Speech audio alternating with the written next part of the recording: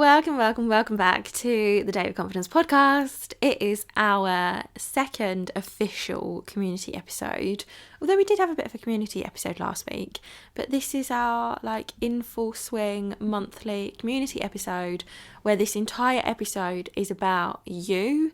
It is about the responses that you've given me in the contribute form. It's your questions, your dating stories. We've got a very exciting follow-up from our last community episode. So yeah, this episode is about you, and if you'd like to be featured in the next episode, you don't have to leave your name if you don't want to, but you can go to datewithconfidencepodcast.com/contribute. And as another reminder, next Wednesday I'm running a free masterclass called The Dating Debrief for you. I would love you to come, so sign up for free via the show notes. Right, let's just dive straight in, shall we? Welcome to the Date with Confidence podcast, a place to come for dating advice, support, and stories that'll either fill you with hope or relief that your dating experience wasn't as bad as it could have been. With practical episodes that'll provide you with easy to implement tips to help you feel confident AF on your next date, alongside lighthearted catch-ups where your host Rebecca, that's me by the way, shares her own experience dating after 4 years of the single life. You are guaranteed to end each episode feeling less alone in your dating struggles, empowered to never settle again, and confident that the best is yet to come. And if it all falls to shit, there's a special first season dedicated to breakups. You are welcome, my friend. Subscribe, review, and share with your single friends.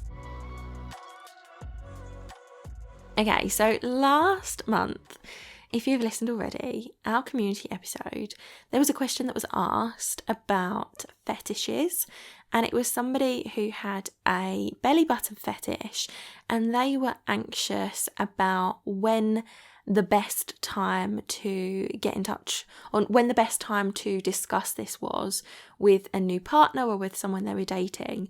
So I shared my answer in that. You can go back and listen to that episode in full. But since then, I have had a response from another listener regarding this fetish. So this is from someone called Josh. So hi, Josh.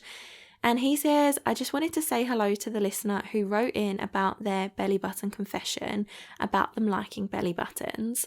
I have a belly button fetish as well, and I love belly buttons, especially both innies and outies. I have an outie belly button myself, and I'm actually looking for a forever / long-term partner / girlfriend to be with and spend the rest of my life with especially someone who will indulge and spend time exploring this fetish with me. Would you recommend me to use the Field dating app? I would say yes. Yes, I would. I would love to find a partner who has a belly button fetish and who would love to play with my outie belly button. Yeah, I would recommend the app called Field because it's a lot more sexually open. I feel like people are a lot more upfront with their fetishes, with their kinks, what they prefer. There are all sorts of people on there looking for all sorts of desires, all sorts of relationships. There are also people couples on there looking to add people into the mix. There are people with open relationships, lots of different kinks and fetishes. So 100% I would recommend Field, and I feel like that's a much safer space to be open about your fetishes, because I feel like it's less of a judgmental app, whereas some apps like Bumble and Hinge and your more traditional dating ones, I feel like a lot of people would, if you talked about your fetish on those apps, then a lot of people would, who are perhaps not so open-minded, would potentially judge you or not match with you based on you showing that in your profile. Or if you share something a bit more kinky in your dating profile, they might instantly think, oh, they just want sex, they're not looking for a long-term partner. Whereas Field, you can put all that information in, so I would 100% try that. There is also another space which I haven't tried, but I have heard of from other people in other communities, and that is called FetLife. I think that's an online community for people with specific fetishes, so that might also be somewhere that you would like to try as well. And Josh also said that he would love to get in touch with the listener who shared their belly button fetish, Confetish? What on earth? Confetish? That is a whole new word that I've just made up. He said he'd love to get in touch with the listener about their belly button confession, and they'd asked if I could pass the details on. Now, obviously, I'm not going to do that because, one, I don't have the details because it was an anonymous submission and for like privacy reasons. But if you are the person that submitted your belly button fetish story, then you can send me an email and we can try and sort something out, I guess. Obviously, I don't know this person. His name's Josh. He's 24, 25 from the UK. I think 24, 25 was maybe what he was looking for. But he's still young guy, UK based. That is all the information I have. And Josh, also, you didn't leave me your contact details, so that is why I haven't been in touch with you since you filled out the form. But I love this idea of like being a little matchmaker, potentially. I'm not also 100% sure because I don't want to be responsible for matching people up. But anyways, I just wanted to put that in there because I think that's the loveliest follow-up. So the person who originally submitted their fetish question, know that even just from this response, you're not the only one. And it just echoes kind of the advice that I gave in that episode, which is amazing. I hope you both will be very, very happy with potentially each other, but maybe also not each other, but with people in the future. And just goes to show that whatever you think is a very rare fetish is not the case at all. So that was lovely. Also, we had an amazing submission from Sarah this month, or I think it was a couple of weeks ago now. Now, I do want to say, on the contribute form, there are lots of sections. There are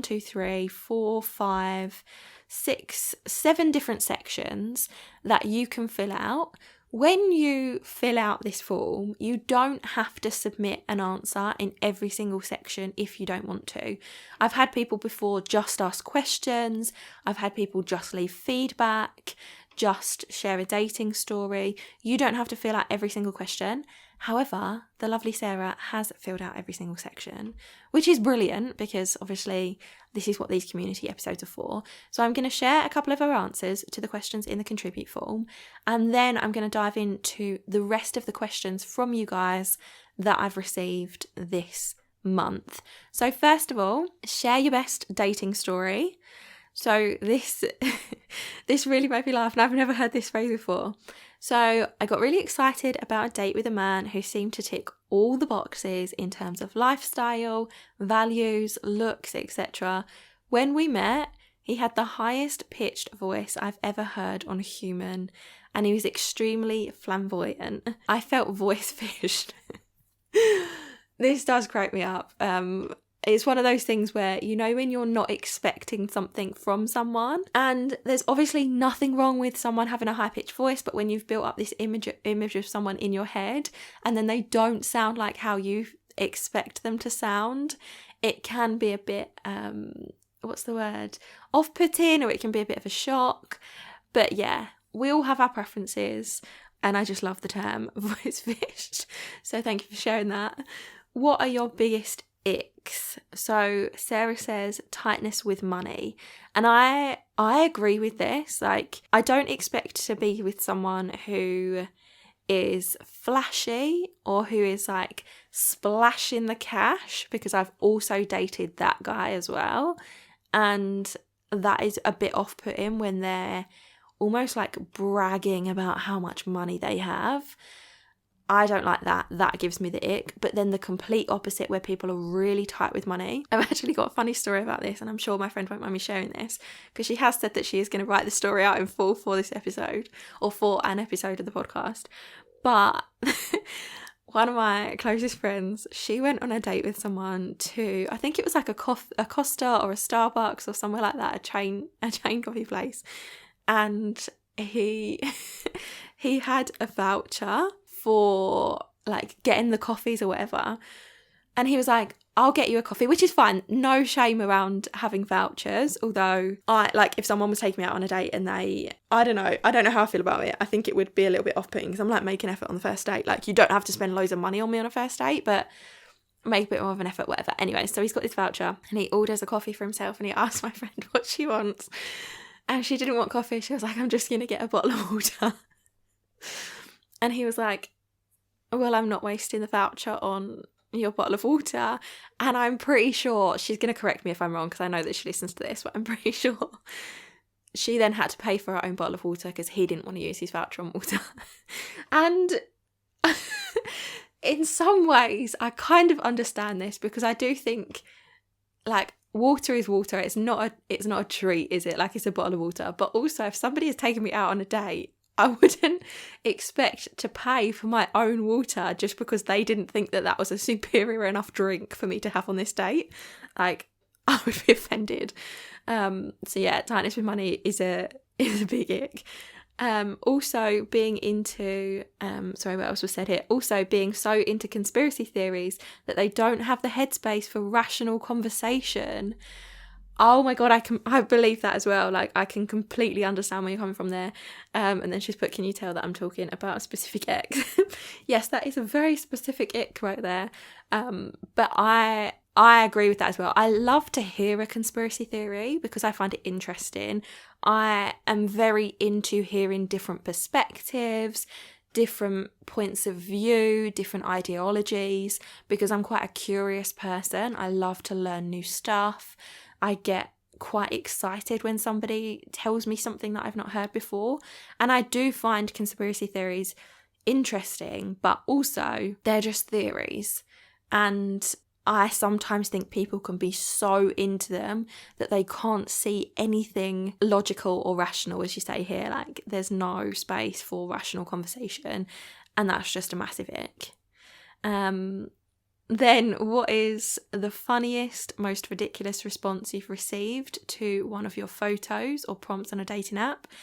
And Sarah's response was, you are a solid 7 out of 10.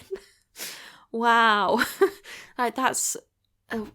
I mean, I don't know whether people think that that's like a compliment or whether they're just trying to be funny or whatever it is. I remember my ex, before we started dating, told me that I was a 4 out of 10. And I know he thought it was funny. Like, I know it was kind of a joke at the time, but it like massively impacted my confidence for a very long time. And even this whole, like, you're a solid 7 out of 10. Although, having said that, I was watching The Real Housewives of Beverly Hills recently, and one of the new wives, oh my God, what is her name? I can't remember what her name is. But one of the new wives came on and said that her husband said that when she was like, or they were talking about like why he'd married her. And she was like, well, he says that I'm a solid 8 out of 10 at everything I do. He was like, so I'm not the best at like being a mum, being a sportswoman, in attractiveness. Like, I'm not the best, but I'm a solid 8 out of 10 in every area, and that's really rare to find. And I was like, I don't know how I'd feel about that. Like, is that a compliment? Like, is it a bit offensive? I don't know. But yeah, I just don't like to be rated out of 10, to be honest. We're going to save the question till a minute so I can answer all questions in one go. I had such a lovely review from Sarah. She said, I absolutely love your show. You're so raw and open and vulnerable in the level of detail you share. It inspires me to connect more to my insecure parts of myself. It's one of my favourite podcasts. So thank you so much for leaving that review in the contribute form. It actually makes my day when I had this form come through. It makes my day to see you guys contributing and to receive your messages. I've had messages in the DMs where I've heard from you, like, telling me that one of my episodes has helped you in your relationship, or telling me that something really resonated, or saying that a phrase that I'd used just set off this massive light bulb in your mind, or even just hearing that you don't feel so alone. It means that, like, my mission with the podcast is working, essentially. So it's really lovely to hear that, so thank you. And then the last tip that Sarah wanted to share, I asked it in the contribute form, do you have any amazing dating tips that you want to share with us? And she said, go on a hike or do an activity that doesn't just involve sitting in front of each other drinking. I agree with that so much. There is something so much better about activity dates. I feel like as well, I'm a big fan of the activity happening first. So whether that be going for a walk, or I've been, what have I done? Mini golf. I've done table tennis. I went axe throwing with a guy that I'm currently seeing. doing activity stuff first really helps to break the ice, because you've got that shared common interest in that moment. So you can have fun, you can have a bit of banter, you can chat about the game that you're playing or the activity that you're doing. And likewise, even when you're going on a hike, you're walking next to each other, so you don't have the intensity of staring at someone across a table, which can make things feel a bit more, it can make it more of a pressured environment. Whereas if it is a bit more casual, especially just for the first date, I think that's a great idea. So I'm 100% in agreement with you there. Okay, we're gonna move on. As I said, if you want to contribute to these community episodes, then go to datewithconfidencepodcast.com/contribute, because I would love to hear from you. Fill out as much of the form as you want to. If you only just want to ask a question, then absolutely that's fine. It's your form. These are your episodes. You can contribute however you want to. Right, on to questions. We've got 3 good questions this week. I mean, all questions are good questions. There is no such thing as a silly question, as a stupid question, as an irrelevant question. Like, every question you have is important, and if it's something that you want to know more about, then go ahead and ask it. And you can even ask me personal questions and I'll respond to personal questions. It doesn't have to be, oh, I need advice. But yeah, no question is a stupid question. And I want to put that out there, because I know sometimes a lot of people are like, oh, I feel embarrassed to ask this question, or is this going to be something stupid, and am I going to be criticised or judged for this question? And that is never ever going to be the case in this community. So ask your questions however much you want to. Right, let's dive into these questions that I've had before I carry on waffling. So, question 1. I've been seeing someone for a little while now and it's going really well. Woohoo, congrats. I really like him. He's kind, funny, sweet, and has been open about his feelings for me. He tells me how much he likes me, but I'm scared it's all going to go wrong. Oh my God, I relate to this so much. I can feel myself getting anxious and I'm worried I will sabotage things. My ex had intense mood swings that made me hypersensitive, and now the slightest change in tone in this new guy's messages makes me panic. I don't want him to lose interest in me. How do I cope with this? This is so relatable to me on a personal level, and I know it's relatable to some of my friends and some of my clients. I think when we've all had experiences with people who haven't treated us well, and not even necessarily treated as well, but haven't been able to manage their emotions and their mood swings, and that's impacted us, it's so normal for us to take that into our next relationship. And what I want to say is, this guy that you're talking to, he's obviously giving you reassurance. He's being very open. He's telling you how much he likes you. What I do in these scenarios is I have to sit with myself and remind myself and repeat to myself over and over again, he is not my ex. He is not my ex. He is not my ex. And I've had to do that a lot with this new guy that I'm dating, because my anxiety has been the same. Not in the same scenario in terms of my ex having the mood swings, but I feel like things are going so well and I'm having such a lovely time with this guy. He makes me feel safe. He makes me feel steady. But now I've got to the point where my feelings are getting stronger. And because I'm now invested in whatever this is emotionally, the anxiety is coming up for me, because now there's that fear of loss. I now have something that I'm scared to lose. And because of that, and because I know how my anxiety can make me behave, I'm also worried about sabotaging things. So the things that I have been doing, first of all, you have to get to a point where there are 2 things you have to do. You have to get to a point where you are so confident in yourself, you know and believe and trust to your core that you are an amazing person, that you have so much to offer a relationship, and that anyone would be lucky to be with you. You have to value yourself and love and respect and have the confidence in yourself that you are enough for the person that you are seeing. And this takes a hell of a lot of practice. This is hard work to do, but I promise you can get to that point. You have to believe that you are enough for anybody that comes along. And you also have to know and have the trust within yourself that no matter how anything plays out in life, you are going to survive it. And this is what's been working for me the past few weeks, to lessen my grip on the idea that I could lose this person. I have to remind myself that no matter what I am faced with in life, I will get through it and I can survive it. And by doing that, for whatever reason, it helps me relax a bit. It helps me loosen my grip a bit. It helps me to be able to breathe and go, okay, I'm feeling anxious, but you know what? I trust myself. I've got this. No matter how it plays out, if it works out and he is the one, great. If it works out for another 6 months and then we realise it's not for us, great. If he turns around tomorrow and says, do you know what? I've changed my mind. I will survive. I can get myself through anything. And that, to me, empowers me and reminds me of my own power and my own ability to get through life, even when I'm really anxious. So I would encourage you to work on building your self-confidence, because also the more confident you feel, the more self-assured you are, the better your symptoms of anxiety will be, and the less likely you are to self-sabotage, because you won't be in the downward negative anxious spiral.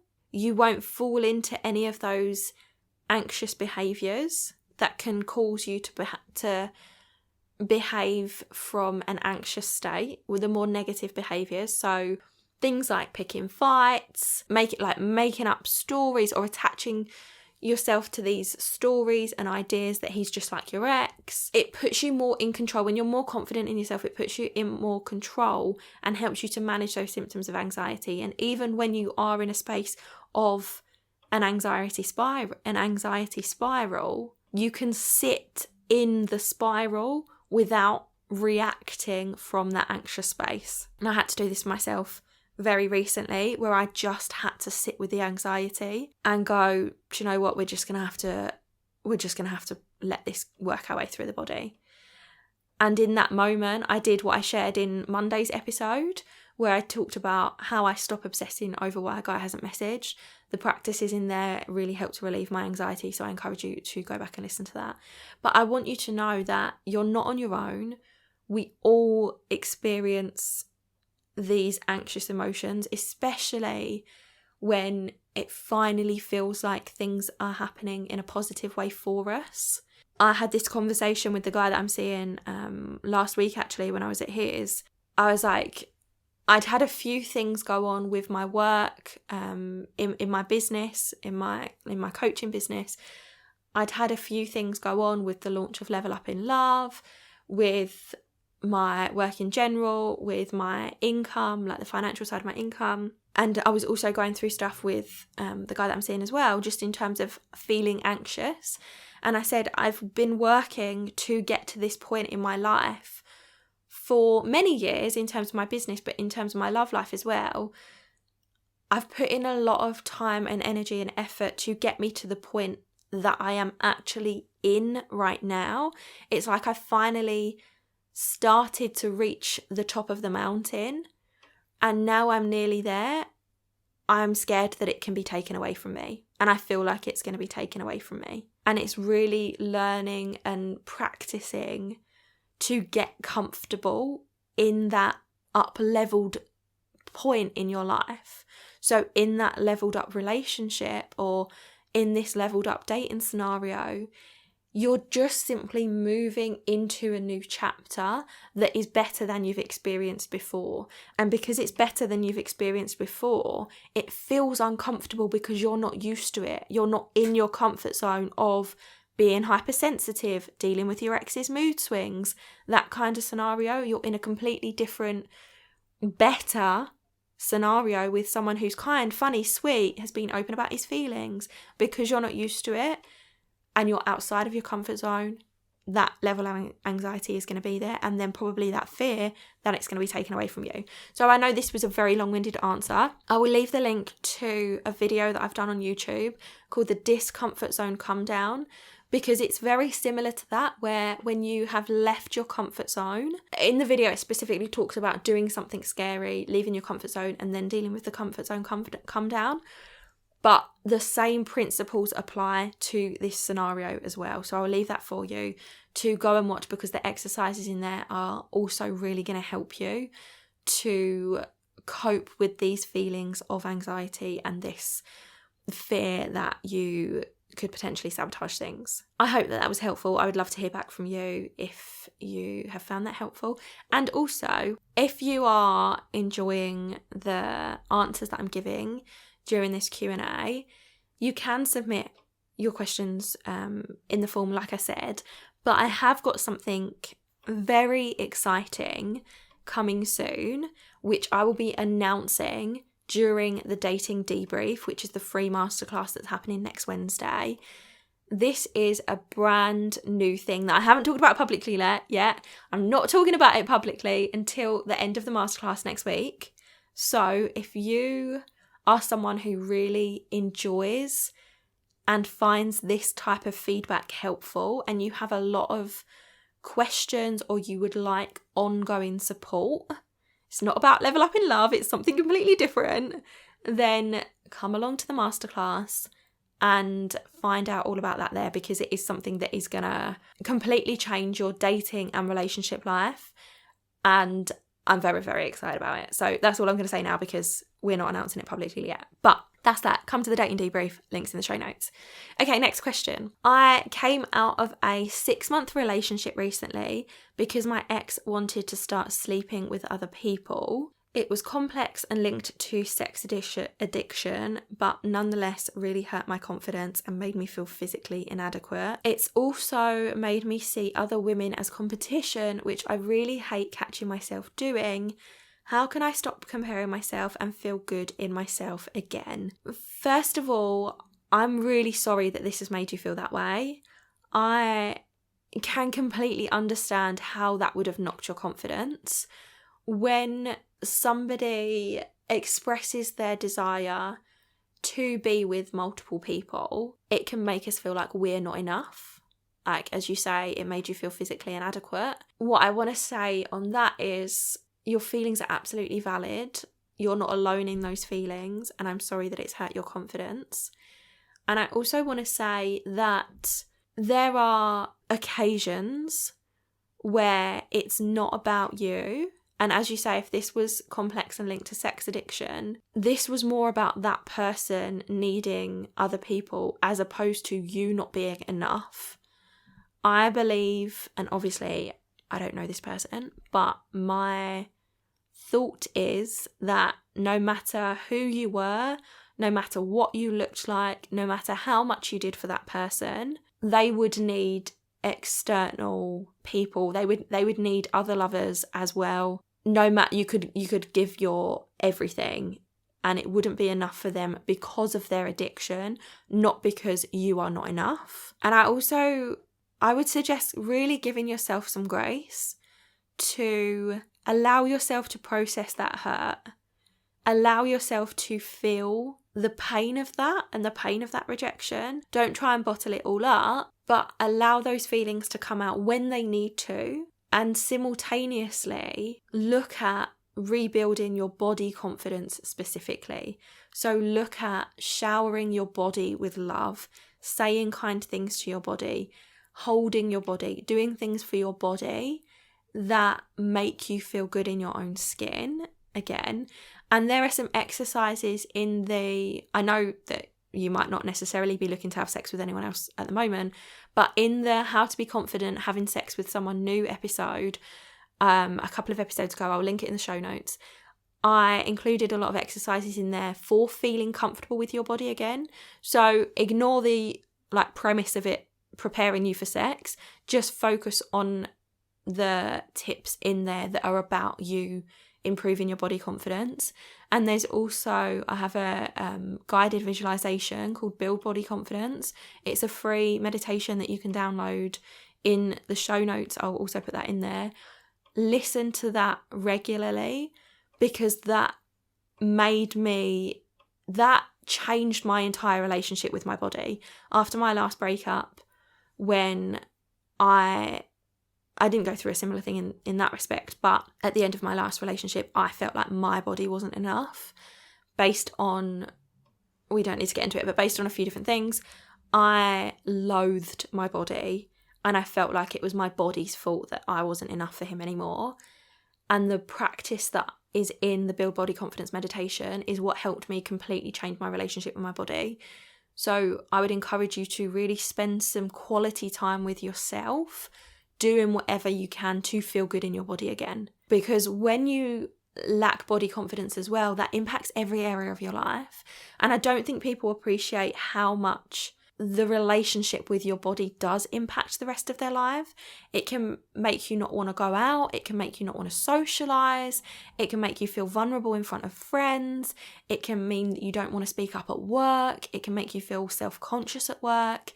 Even just walking down the street, if you have a poor relationship with your body, you can feel like everyone's looking at you, everyone's judging you, and that can be really quite damaging and quite harmful and can make you feel really low. So do whatever you can to spend those moments with your body and build that confidence back up with your body. You say that you see other women as competition, and I can completely understand why you would. I would say, don't beat yourself up for feeling that way. Like, feeling guilty or beating yourself up because you catch yourself doing that isn't going to solve anything. It's not going to make a difference to anything in the slightest. So in those moments, remind yourself that you're human. Remind yourself that it's okay to have that human reaction, and just take some deep breaths and say, it's okay for me to be feeling this way. When it comes to stopping comparing yourself, I would say social media is going to play a massive role in this. I would say temporarily unfollow or mute any accounts on social media where you notice your mood dipping because you've been viewing their content, or you notice negative thoughts coming into your mind when you've been viewing their content. I say actively seek empowering, body positive content from creators who are body positive, who talk about self-love, who talk about body confidence. I say actively seek those out and put those people in your feed to remind you, to inspire you, and to help you build that self-confidence again. I would say look for exercises across the 3 layers of confidence. So the 3 layers of confidence being think confident, act confident, and feel confident. So do exercises for your mindset, things like positive affirmations. I love and accept my body the way that I am enough for who I am, I love myself every day. Anything that shifts your thinking into positive thinking out of negative thinking. You can write out empowerment lists, go on positive mindset monologues. There's more detail on these exercises inside the confidence kit, which you can also download for free in the show notes, so check that out. Likewise, the act confident exercises, things like make sure you're dressing in clothes that make you feel good. Make sure you're doing your hair and makeup, if you wear makeup, in a way that makes you feel confident every day. Choose your confidence anchors, like a perfume that makes you feel confident. Put on a piece of jewellery. Dance around the kitchen. Sing along to your favourite songs. Shift your posture. Try some lion's breathing. These exercises are all in the confidence kit, which is easy for you to access. But make sure you're doing practical actions to feel confident in yourself again. Because when you're feeling more confident in yourself, you're also going to stop comparing yourself. It comes naturally. The more confident you feel, the less likely you are to compare yourself, because you know that you are enough as you are and you don't need to put yourself in competition with other women. And then lastly, from a feel perspective, things like visualization, meditation, practice yoga, do breathwork, EFT. The 5-minute meditation for daily confidence is in the confidence kit, so give that a listen. But really prioritize your wellness, prioritize your mindset, make an effort to feed your body nourishing foods, not because you're trying to improve the way that your body looks, but because you want to improve the way that your body feels.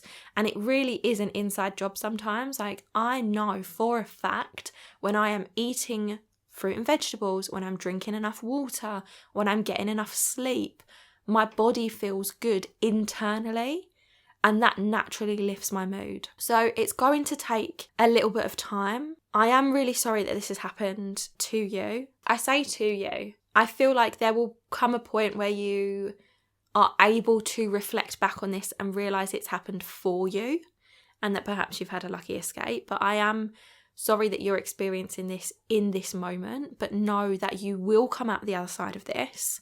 This isn't the way that you're going to feel forever. You are enough as you are, and you will find yourself an incredible person who values you, respects you, and who doesn't need multiple people within their relationship. If you are not open to a non-monogamous relationship, you will find the perfect person who absolutely wants the same type of relationship as you do. So hold on to that. And there are episodes from before, which you may have already listened to, that are how to believe your, how to manifest the one, your dream relationship exists. If you want something that's a bit more uplifting and you want to look at the practices that you can do when you are ready to welcome a new relationship into your life, then go back and give those a listen. So I really hope that that was helpful. And then the last question, I'd really like to hear you speak more about jealousy and dealing with that in relation to your partner. I have struggled with retroactive jealousy and now still have flashbacks and intrusive thoughts of my recent ex with new women. I find it really hard. I have always struggled with jealousy in relationships. I've always felt jealous when my exes have been talking to other people, whether it's colleagues, if they've been texting friends, if they have talked to a stranger in a bar. I always experienced a lot of jealousy, but then I met the guy that I'm dating now, and something has shifted. And I think it's because of the way that he makes me feel. So I would say part of dealing with jealousy is being with someone who makes you feel so secure. Jealousy wouldn't even come up as an emotion. Because even if he talks to other women, even if he buys a drink for another woman, even if he's messaging another woman, he makes you feel so secure and enough for who you are.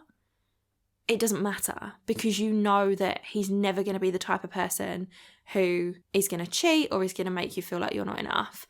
My exes, all of them I think, openly flirted with other women in front of me on a regular basis, and it left me feeling really insecure and really jealous. And I do believe that a big part of us feeling jealous is because of the way that the other person is making us feel. So first of all, I'd say, when you are with someone who makes you feel safe, you're not going to feel that jealousy anyway. I know that you are feeling jealousy now about your ex with new women. Unfortunately, this is a bit of a roller coaster that you're going to have to ride for a little while. And I know that because I had to do the exact same after my past breakups, multiple breakups. It is really hard when you see an ex with someone new. It brings up those real hard emotions. It is really difficult. I would say the best things that you can do are to ground yourself. So practices like meditating, practices like breath work, anything to get you out of your head and into your body so that you can relax into your body and stop thinking those thoughts and visualizing those images, picturing those images in your mind. Anything that can calm you and ground you is going to be really helpful. And I would also say, think about the dialogue that you're having with yourself in your mind. Think about the things that you are telling yourself, the conversation that's going around with yourself in your mind. And in those moments where you feel jealous, perhaps get a little bit curious and be like, okay, why am I jealous in this moment? Why am I thinking about this? And ask yourself, do I want to be thinking about this? Is this something that I want to be going through my mind in this moment? And the answer is obviously going to be no. And say to yourself, I'm choosing to think differently now. I am choosing to not let this be the case anymore. I am deciding to get this out of my mind. I'm deciding to distract my mind and go and do something for yourself.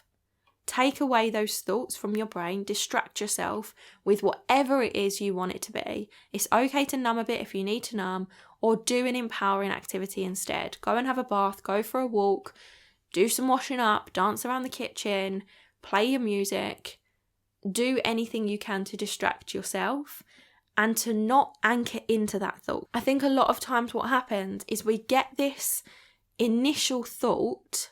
So we get the initial flash of image, or we get this initial picture of your ex with another woman, and it's painful, but it's like, you know when you watch something gross on telly and you're watching something disgusting and you don't want to watch it because it's making you feel sick, but you can't take your eyes off it? That happens with these flashbacks and images that we get in our mind.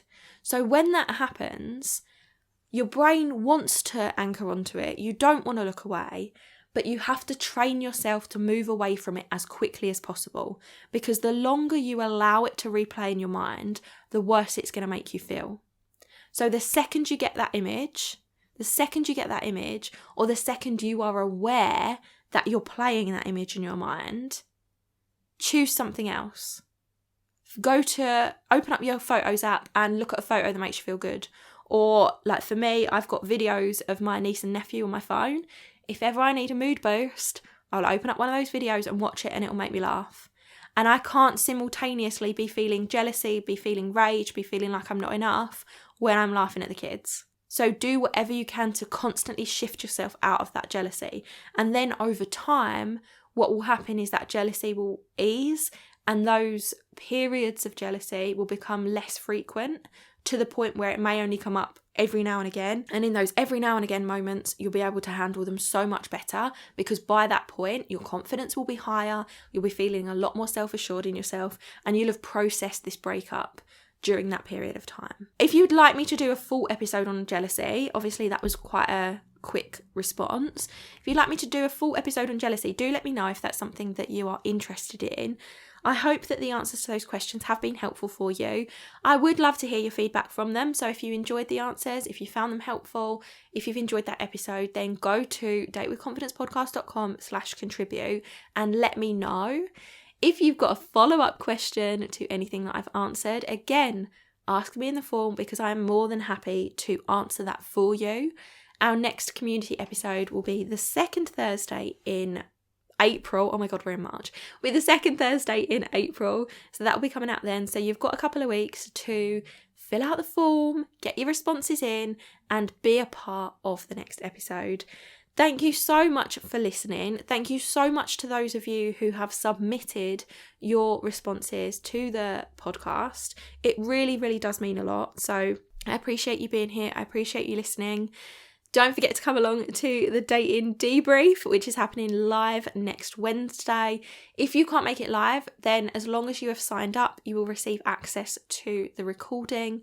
As I said, I've got a really exciting announcement coming.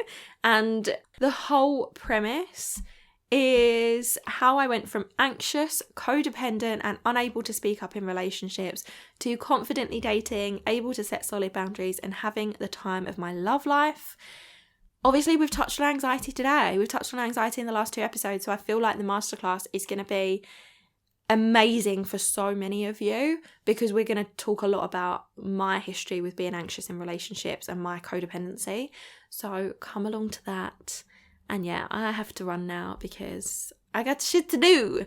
But have a wonderful rest of the week. I'll see you again on Monday. And yeah. See you in the next one. Thanks so much for listening to the Date with Confidence podcast. I hope you've enjoyed this episode. Subscribe, rate and review, and share it with your single friends.